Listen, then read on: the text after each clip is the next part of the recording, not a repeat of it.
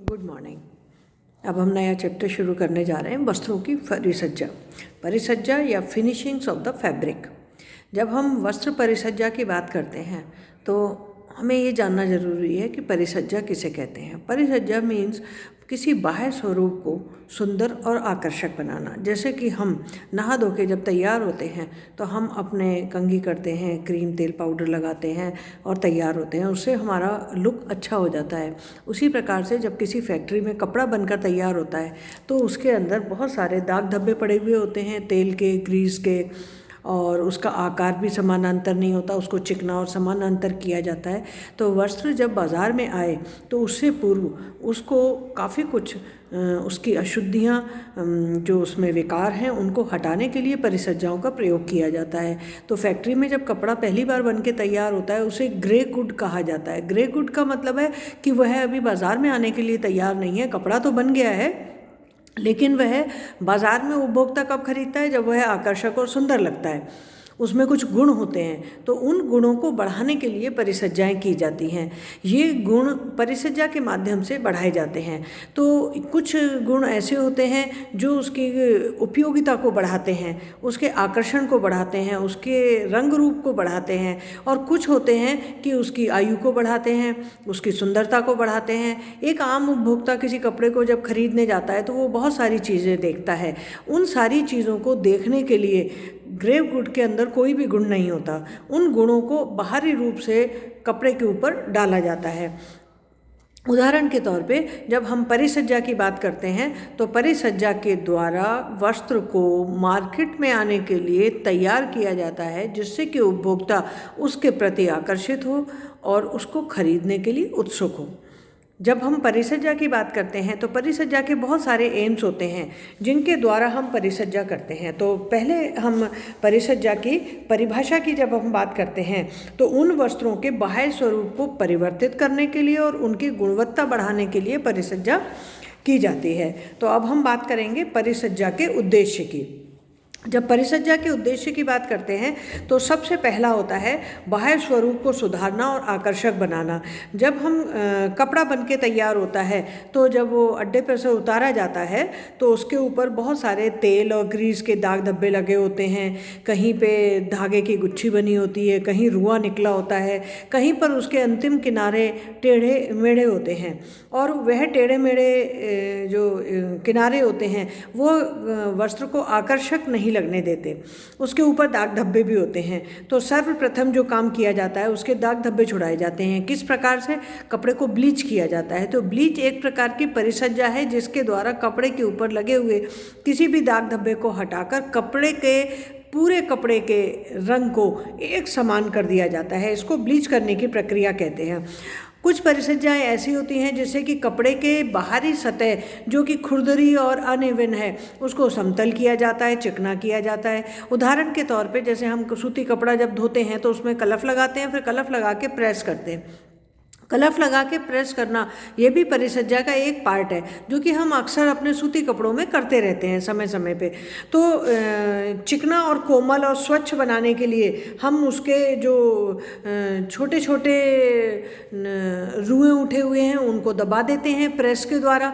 जैसे आपने कभी भी सूती कपड़े को प्रेस किया हो तो आपने देखा होगा वह उसके ऊपर बहुत सारी सलवटें पड़ी हुई होती हैं और उसके ऊपर छोटे छोटे बारीक रुएं उठे होते हैं। लेकिन जब हम आयरन कर देते हैं तो रुएं चपटे होकर कपड़े पर चिपक जाते हैं और चिपकने के कारण वह कपड़ा अधिक आकर्षक और सुंदर दिखाई देने लग जाता है।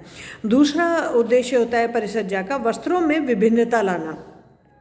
जैसे कि जब कपड़ा बनकर तैयार होता है तो सारे कपड़े एक जैसे लगते हैं, सबका रंग एक जैसा ऑफ वाइट सा होता है, लेकिन हम उनमें विभिन्नता लाने के लिए क्या करते हैं, विभिन्न रंगों से डाई कर देते हैं, विभिन्न प्रकार के बेल बूटे उस पर छाप देते हैं, विभिन्न प्रकार की परिसज्जाएं करके उसकी सतह को खुरदरा, नरम, चिकना, मुलायम, रुएदार अलग अलग प्रकार से परिसज्जाएं करके हम उसको सुधार देते हैं। तो इस प्रकार से की गई परिसज्जाएं कपड़े के बाह्य स्वरूप को सुंदरता और विभिन्नता लाने के लिए की जाती हैं। तीसरा पॉइंट है वस्त्रों की उपयोगिता बढ़ाना। उपयोगिता से अर्थ है कि हर कपड़े की उपयोगिता अलग अलग होती है। जैसे चादर का कपड़ा अलग होता है, तौलिया का कपड़ा अलग होता है, और हर प्रकार के पोछे का कपड़ा भी, लेकिन सभी तीनों कपड़े सूती हैं, लेकिन तीनों की उपयोगिता अलग अलग है। चादर हमें नरम और मुलायम चाहिए क्योंकि उसके ऊपर हम सोते हैं। हमें तौलिया नमी सोखने वाली होनी चाहिए, और पोछे का कपड़ा ऐसा होना चाहिए जो डस्ट पार्टिकल को अपने अंदर समेट ले। तो तीनों प्रकार के कपड़े कॉटन से ही बने हैं, लेकिन उनको परिसज्जाओं के द्वारा विभिन्न स्वरूप दिया जाता है और उनकी उपयोगिता को बढ़ाया जाता है। जैसे कि मान लीजिए, हम आजकल कई बार विज्ञापन में सुनते हैं क्रीज रेजिस्टेंट कपड़े। क्रीज रेजिस्टेंट यानी उनके ऊपर कोई सलवट नहीं पड़ेगी, तो उनकी उपयोगिता बढ़ गई कि हम उनको धोते हैं और पहन लेते हैं। एक कपड़ा आता है wash and wear. Wash and wear का भी यही होता है कि उसमें सलवटें नहीं पड़ती, धो और पहनो, धो और पहनो। तो इस प्रकार से हम देखते हैं कि विभिन्न प्रकार के कपड़ों के लिए एक ही रेशा काम में लिया जाता है, लेकिन उसकी उपयोगिताएं भिन्न प्रकार से कर दी जाती हैं। जैसे fire resistant, waterproof, silver, सलवट नहीं पड़ती हैं, रिंकल्स नहीं पड़ती, रिंकल रेजिस्टेंट कपड़ा होता है। या हम देखते हैं जल अवरोधी कपड़ा भी होता है। जो बरसाती का कपड़ा बनाया जाता है ना, छाते का, बरसाती का, वो जल अवरोधक होता है, उसके अंदर पानी नहीं जाता। तो उपयोगिता बढ़ाने के भी उद्देश्य से परिसज्जाएं की जाती हैं। फिर है वस्त्र की कार्यक्षमता और गुणात्मकता में वृद्धि करने के लिए। इसका अर्थ है कि वस्त्र का मल्टीपर्पज़ यूज़ हो सके, उसके लिए भी हम परिसज्जाएं करते हैं, उसकी उपयोगिता बढ़ाने के लिए, उसके गुण बढ़ाने के लिए। जब कोई कपड़ा हम खरीदने जाते हैं तो दुकानदार हमें बताता है कि आप इसको पहनना, इस पर रुएँ नहीं उठेंगे, यानी उसके ऊपर ऐसी एक परिसज्जा की गई है जिससे उसके रुएँ नहीं उठेंगे। फिर उसके कीड़ा नहीं लगेगा, वह नमी से ख़राब नहीं होगा, उस पर फंगस नहीं होगी, फफूंदी नहीं लगेगी। तो ये सारी परिसज्जाएं इस प्रकार से की जाती हैं कि उनकी कार्यक्षमता और गुणात्मकता को बढ़ा दिया जाता है। वस्त्र का रख रखाव सरल करने के लिए भी परिसज्जाएं की जाती हैं। अब आप देखते हैं कि बहुत सारे कपड़ों में कीड़ा लग जाता है, कुछ कपड़ों में कीड़ा नहीं लगता, तो उनके ऊपर ऐसी परिसज्जा की गई है कि उनके ऊपर कीड़ा नहीं लगता। कीड़ा ना लगे इसके लिए ऐसी परिसज्जा की जाती है जिसके द्वारा उनके ऊपर दवाई का स्प्रे किया जाता है कि उसको कीड़ा नहीं खाता। जब हम वस्त्र की उपयोगिता इस प्रकार से बढ़ाते हैं कि उसको लंबे समय तक हम स्टोर कर सकें, रख सकें, तो आपने देखा होगा हमारे घर में जब हम सूती कपड़े को स्टोर करते हैं लंबे समय के लिए, तो हम उस पर कलफ और चरक नहीं लगाते। उसका क्या कारण है? कलफ और चरक लगा रहेगा तो उसके ऊपर सिल्वर फिश आ जाती है और वो उसको छेद कर देती है, क्योंकि वह उसका खाद्य पदार्थ है, वो उसको खाने के लिए आती है। लेकिन अगर हम परिसज्जाएं नहीं करें तो वह तंतु को नुकसान नहीं पहुंचाती। हम सूती कपड़े को धो के धूप में सुखा के और वापस स्टोर कर लेते हैं, लेकिन ऊनी कपड़ों में ऐसी परिसज्जा की आवश्यकता है जिससे कि उनके अंदर कीड़े नहीं लगे, तो उनके ऊपर इस प्रकार का स्प्रे किया जाता है। फिर है वस्त्र को कड़ा करने और उसका वज़न बढ़ाने के लिए। जैसा कि हम जानते हैं सिल्क का रेशा बहुत हल्का होता है और सिल्क के ऊपर वज़न बढ़ाने के लिए उसके अंदर मेटालिक फिनिश दी जाती हैं। कई बार उनकी परिसज्जाओं में सूती तंतु और अन्य चीज़ों से उनका वज़न बढ़ाया जाता है, तो जिससे कि सिल्क का रेशा इतना हल्का होता है, यदि उसको खाली सिल्क के रेशे से बनाया जाए तो उसका पहनना मुश्किल हो जाए, क्योंकि ज़रा सी हवा चले तो सिल्क का कपड़ा उड़कर ऊपर की ओर चला जाएगा। तो आपने देखा होगा साड़ियों में फॉल लगाने की प्रक्रिया है, तो फॉल भी इसी पर्पज से लगाया जाता है कि वस्त्र को भारीपन देने के लिए और उसको वज़न बढ़ाने के लिए किया जाता है। तो इसके लिए विभिन्न प्रकार की चीनी मिट्टी, फुलर अर्थ, स्टार्च या अरारोट का प्रयोग किया जाता है, जिससे वस्त्रों का वज़न बढ़ जाए और वो स्टिफ रहें और अपने स्थान पर रहें। एक प्रमुख कारण है जिसके लिए हम देखते हैं कि परिसज्जा की जाती है, उसमें है अनुकरण बनाने के लिए, नकल बनाने के लिए। जैसे हम देखते हैं कि एक तो प्योर सिल्क आती है, दूसरा एक कपड़े के ऊपर ऐसी परिसज्जा की जाती है कि जिससे देख के लगता है वो सिल्क है। सूती कपड़े के ऊपर ऐसी परिसज्जा की जाती है वो लगता है ऊनी कपड़ा है, जैसे फलालैन का कपड़ा।